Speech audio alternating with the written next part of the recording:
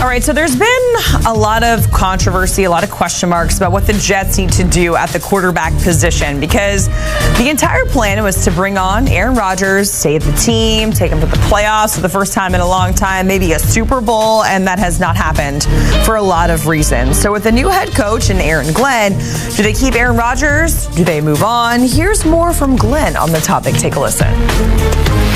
Will Aaron Rodgers be your quarterback? You're going to continue to ask me the same question and get the same answer. We're still in evaluation mode.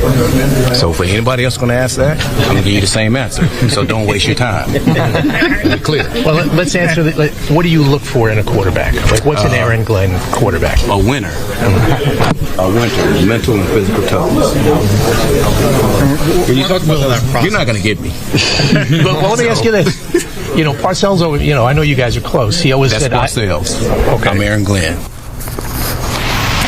All right, so kind of a spicy interview there. Let's welcome on Pete Prisco, because Pete, not only the Jets, but there's a handful of NFL teams that have some question marks when it comes to the quarterback position and what should they do? Should they draft one, sign one, stay put? And we are starting with the Jets, of course. Aaron Glenn, he's not messing around. He's saying they're still in the evaluation process. Do you think a 41-year-old Aaron Rodgers, who is, a year removed from a torn Achilles, is a winner? And should they stay put at the quarterback position, or should they go elsewhere, Pete? Well, I think they should stay put, because I really don't think they have many options if they want to go elsewhere. They're not going to bring Sam Darnold back to the Jets. And you look at the free agent landscape, it's not very good. And where they draft, it's going to be tough to get a quarterback. So I think ideally you stay with Aaron Rodgers. Here's the other part of that equation. He's got a $49 million dead cap hit if they release him. Now, they could spread it out if they designate him post-June 1 and split that up somewhat. But even so, it's a lot of money to pay somebody who's not on your roster. And I think ideally he played well at the end of last season. You look at what he did. He threw the football well down the stretch. It took him a while. I think he really had problems with the Achilles. And if I'm the Jets, I would keep him. All right, so let's go to the other team in town. We're talking about the Giants. Because we know they probably need to draft or sign one, because they're definitely not staying put. I feel like that's safe to say. Yeah, and I think one of the best options for them would be to go get Sam Darnold. He was in New York. He understands what New York's about.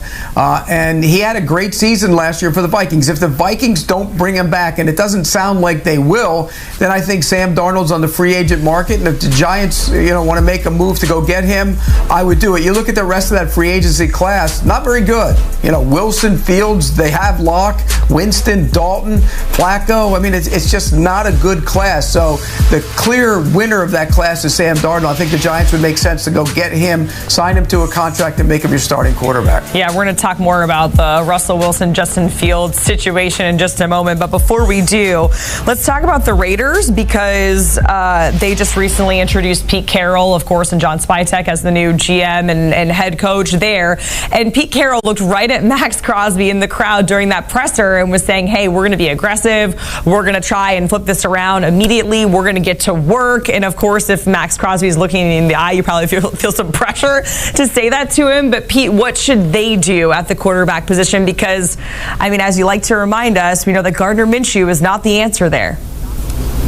No, nor is Aiden O'Connell. I think you can't win consistently with those guys as your quarterback. Even though O'Connell played better down the stretch than I think they even expected, they have to find a guy. They have to draft a guy. I think, when you bring Pete Carroll in, you want to draft a quarterback and develop him. He did that with Russell Wilson. Maybe they bring somebody in else for stopgap, although they have those guys on the roster. But I think eventually, if you're the Raiders, you have to find your guy. You have to develop your guy.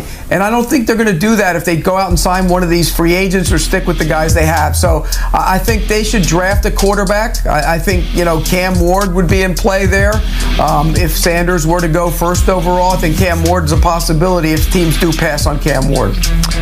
So, Pete, what does this mean? Because we know the Raiders, they're not there in that top spot. That is the Tennessee Titans. So that begs the question, what are they going to do if the Raiders do trade up and they take Cam Ward? What is their move at quarterback? Well, I think the Titans are going to take a quarterback. I think, look, the Will Levis thing, and I'm a big Will Levis guy. I do think he needs to get maybe a new home and go learn to play the position a little bit better. Maybe a backup spot for him with the Rams would be great to learn from Matt Stafford and learn that offense, much like Baker Mayfield did. But again, I think they have to draft a quarterback, and I think they will draft a quarterback. I think Shedeur Sanders will be their draft pick. I think he's the better of the two, at least so far in my early evaluation, just watching their games over the course of this season. I think Shedeur Sanders would make a lot of sense for the Tennessee Titans. Yeah, and a quick follow, Pete, on Will Levis. I was just going to ask, do you think he can go elsewhere and become a starter in the NFL again, or is he just kind of going to be into that backup role here on out? What do you think his future looks like as someone who believes in Will Levis still? Well, he's got to get around a good team and a good system, and he's also got to get rid of some of his bad habits of trying to be a hero. And I think if he goes to a team like the Rams, where they will get that out of him, and he'd be able to learn from Matt Stafford and be able to go into that offense and understand the concepts and make it easy on him. Everything was tough in Tennessee, and he didn't respond well to it. So I do think he can be a starter again. It's just going to have to be go learn, get rid of your bad habits, and learn how to play the position without trying to be a hero on every play. Let's go back to the Steelers, because we saw Justin Fields and Russ. They were on that long list of free agent quarterbacks that are coming up. And there is a report out there saying that it's unlikely that Justin Fields and Russ are both going to be on this roster. So what do you think the Steelers do? Do they go with one of those guys for their quarterback for the upcoming season, or do you think they go in a completely different direction? Well, I think bringing back Fields at a reasonable deal, because I don't think he's going to have a robust market out there. Bring him back and draft one, because at some point you have to develop your own quarterback, and they tried that with Pickett. It didn't work out. Well, go back into the market again and draft another one. And where they're picking, there might be a quarterback there. Jackson Dart is a possibility. He's a guy, when you watch him play, he's got a little bit of that, Bo Nix to his game, and he can throw the football. He's athletic, and if you're the Steelers, at some point you got to get your own guy. When they were good, why were they good? Well, they had Terry Bradshaw. They drafted him.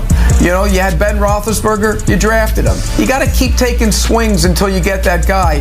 If not, you're just piecing it together year in and year out. You might have that season where you make the playoffs, but you're not doing any damage in the playoffs with a Russell Wilson or a Justin Fields. Yeah, having a quarterback like that, and then, with your defense carrying you, can only take you so far. And we've seen that time and time again. Pete, we certainly appreciate it.